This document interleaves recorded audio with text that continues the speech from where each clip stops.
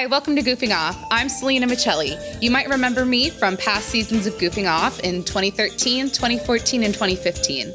Hi, I'm Logan Metcalf. I was also a host for Movie Snobs in 2014 and 2015. And today we're here to review Black Widow. You don't know everything about me. The Avengers weren't my first family. In Black Widow, the Marvel superhero finally gets her first solo movie. Set between Civil War and Infinity War, Natasha Romanoff has to deal with her past, both personally and in regards to her previous occupation as an assassin. Filled with fun, high-stakes spy action, this movie was a real blast to watch. The movie stars Scarlett Johansson, Florence Pugh, David Harbour, and Rachel Weisz, and is directed by Kate Shortland. So Silina, what did you think about the movie?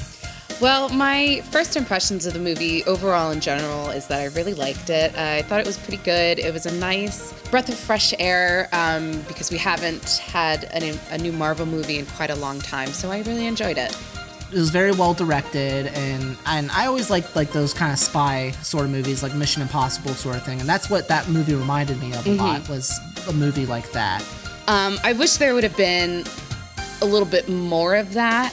It tried to balance the action parts and the spy stuff, and they really just didn't connect with me. And it has like the family stuff. Yeah, too. the family aspect as well. I really liked the scenes with the families. I thought they all, especially around the dinner table scene, they all had great chemistry. I thought the casting was just fantastic. Every character. Oh yeah, no, I really liked the new characters that are introduced in the movie. Florence Pugh's character. She's great.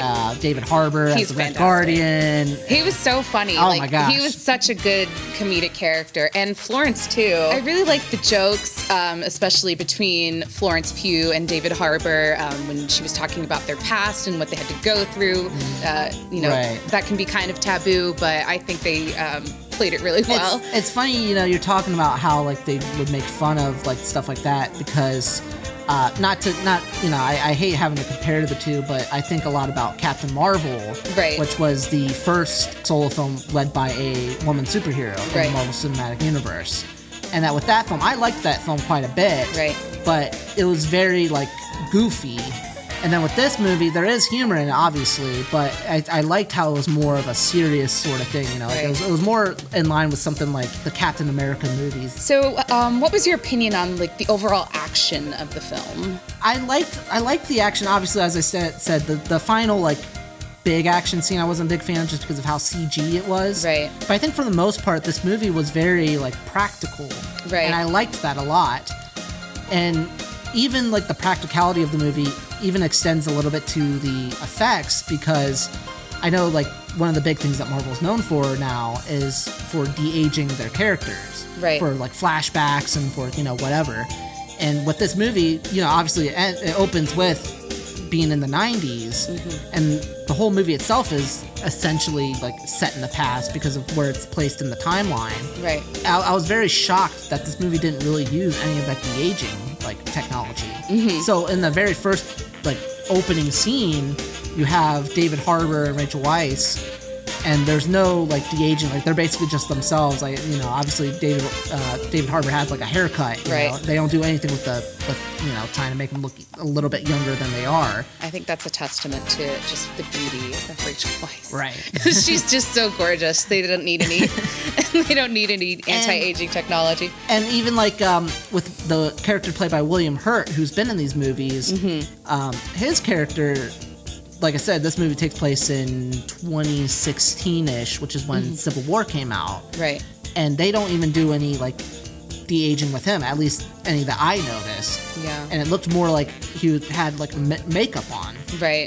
At the same time, though, there are things visual effects wise that I thought that this movie didn't really do well, and I actually think it's probably one of the worst in regards to the CG. Obviously, you have the fight at the end with them falling through the skies, and composition, compositing wasn't very good. And one of the things that I was a little bit disappointed by in terms of the action was how banged up she got.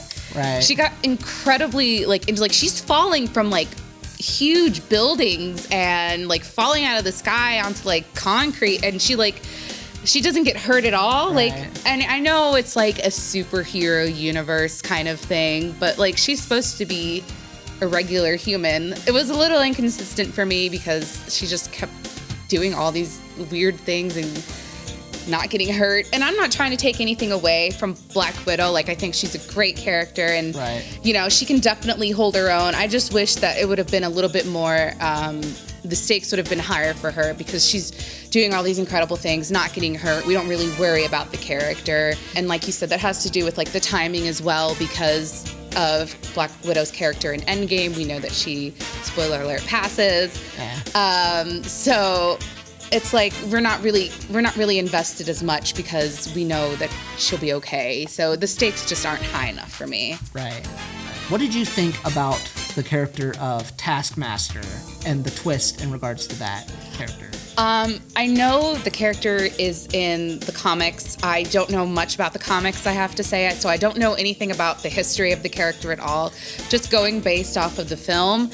As far as the Taskmaster is concerned, she fell just a little bit flat for me because obviously plot reasons she couldn't really talk, couldn't do anything else. She was just there to be the muscle. Yeah. I thought she was going to be used more than what they actually used her for. I will say in regards to this character, one thing I do like about her, about the character itself, and then even like the whole movie, is that a lot like Endgame, this does feel like a final send-off, except for, you know, with Endgame it was with the original OG Avengers. In this movie, it's obviously for Black Widow, played by Scarlett Johansson. And she is an OG Avenger. Well, yeah, but I like how this movie kind of takes things that were just one-off lines from previous Avengers movies about Black Widow and, like, you know, certain things that we knew about Budapest. the character. Budapest. was obviously a big... And there's a line in the first Avengers movie about Dreykov's daughter. Yes, I remember. Which is who Taskmaster is. Right. And obviously, we didn't know at the time anything about this. You know, we thought that, oh, it must be her, Black Widow, as Dreykov's daughter. But then now we realize, like, okay, well, no, it's Dreykov was her, like, handler, like, the guy who made her Black Widow. And that she, you know, there's this thing about her, like, the guy's actual daughter and stuff. And that ties into Budapest. So I thought stuff like that was really cool with this movie. And it really is, you know, a good send-off for Scarlett Johansson, in my opinion. As far as a send-off is concerned, I think, you know, going back to being a little too late, you know, in terms of Endgame, she sacrificed herself just as much as Tony did. And for them to just, like, completely gloss over that and just kind of not really acknowledge it at all, like, I was happy to know that Black Widow was buried in Ohio, which... Go Ohio, which was interesting. But I felt like, you know, she just kind of got swept under the rug, and nobody really cared about her sacrifice as much as they did for Tony. It just rubs me the wrong way, and yeah, she deserved more. Yeah, she desered more. Since you mentioned with the gravestone, do you want to talk about the post-credit scene of this movie? Yes, we shall. And how it will, you know, obviously. You have a new character, and she was, you know, she was a Black Widow, and now with Scarlett Johansson's character being dead, you know, you assume that she's probably going to be the Black Widow of the cinematic universe now. Taking the mantle up, the second generation. And like how this post-credit scene ties into what's probably going to be happening in the future of these series, both in movies and in TV shows. So I mean, it's just like classic Marvel to set up 3 movies ahead of time. Right. You know, like they're always 3 steps ahead. So I mean, I'm definitely excited I'm a huge Marvel fan. Can't say enough great things about it, but I'm really excited to see where this goes. Because, like, it's hard to imagine something, you know, they're going to have to pull out all the stops because Thanos was such a huge character, you know. How are they going to possibly overtop that? We'll see.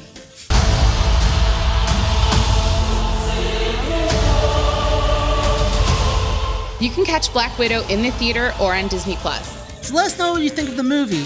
Tweet us at #MovieSnobs at ZTV Goofing Off, and we'll see you at the theater.